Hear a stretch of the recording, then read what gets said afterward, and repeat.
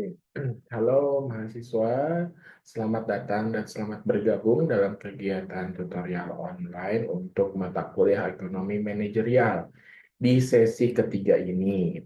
Capaian pembelajaran di minggu ini, setelah Anda mempelajari sesi ini, Anda diharapkan mampu menjelaskan konsep short run dan long run dalam fungsi produksi, law of diminishing return, marginal productivity of labor, marginal productivity of capital, teknologi kapital intensif, elastisitas faktor produksi, teknologi konten, increasing and decreasing return of to scale, karakteristik faktor produksi human capital, average short run, dan average long run cost, economic of scale, diseconomies of scale, serta economies of scope.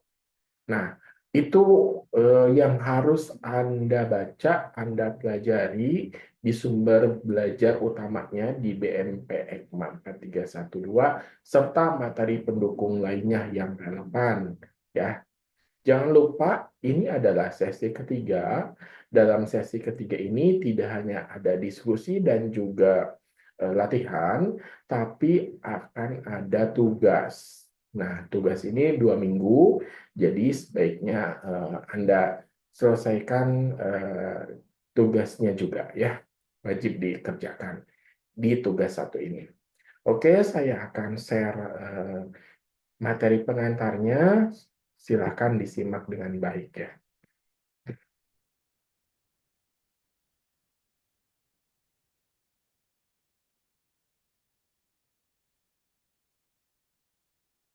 Oke, materi kita kali ini mengenai produksi dan biaya ya.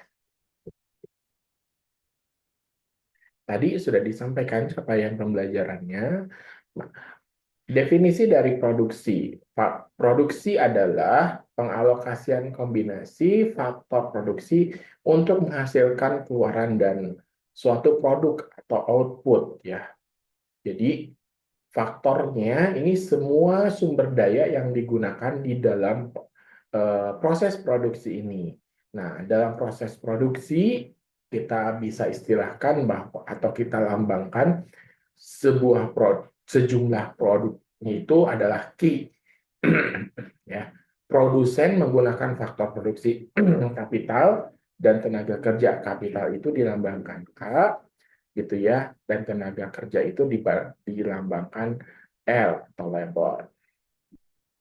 Jadi kalau kita lihat dalam bentuk kurva produksi, perbandingan antara jumlah apa namanya tuh keluaran atau jumlah produksi ini dibandingkan dengan jumlah tenaga kerja, kurvanya seperti ini. Ini dari titik 0 sini naik gitu ya. QL ini adalah fungsi produksi di mana ini tergantung pada satu faktor produksi saja, yaitu labor atau tenaga kerja.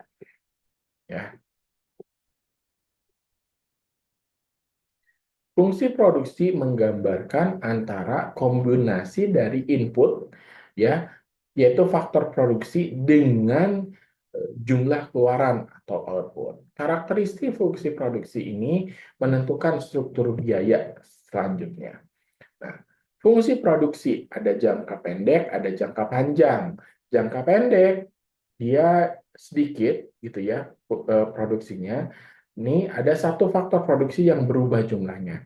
Kalau jangka panjang ini di mana semua ada satu faktor produksi dapat berubah atau bersifat variabel. Menentukan jumlah tenaga kerjanya. Produsen ketika akan menambah tenaga kerja hingga nilai produktivitas marginal tenaga kerja, maka dihitung value of marginal productivity atau VMP. Ya, ini harus sama. Jadi VMP-nya harus sama dengan upah atau W, gitu ya. Biaya produksi dalamnya biasanya meliputi ini. Ada biaya total, ada biaya variabel, ada biaya tetap, ada biaya total rata-rata, ada biaya variabel rata-rata, ada biaya tetap rata-rata, dan juga biaya marginal. Bagaimana struktur biayanya? Kalau biaya total atau disingkat dengan TC, total cost, ini keseluruhan biaya yang dikeluarkan oleh perusahaan, baik itu tetap maupun variabel. Jadi di sini total cost, total biaya sama dengan fixed cost, biaya tetap, dan juga biaya variabel atau variable cost dijumlahkan. Biaya tetap itu apa? Fixed cost ini apa? Ini biaya yang selama satu periode itu tetap tidak mengalami perubahan, gitu ya.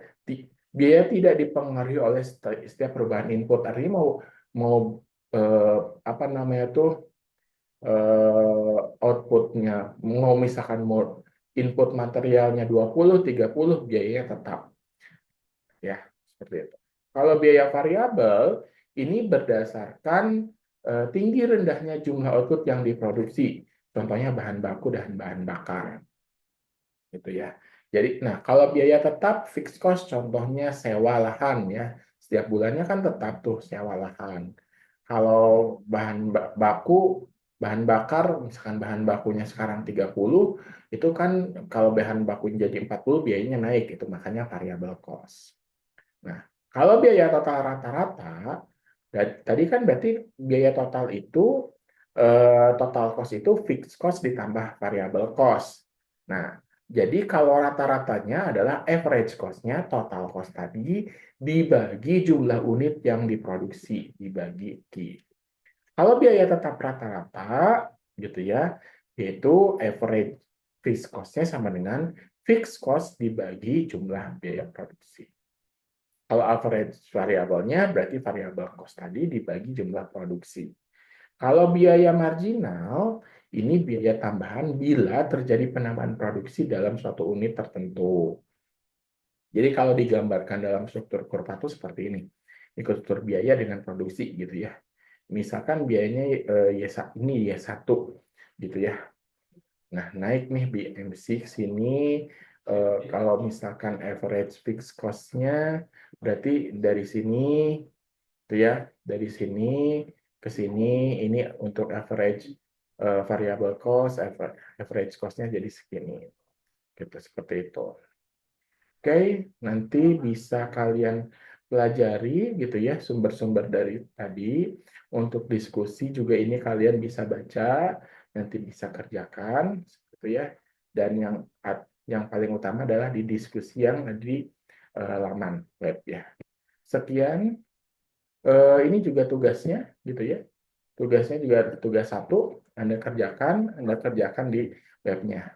Sekian dari saya, sampai bertemu di minggu depan.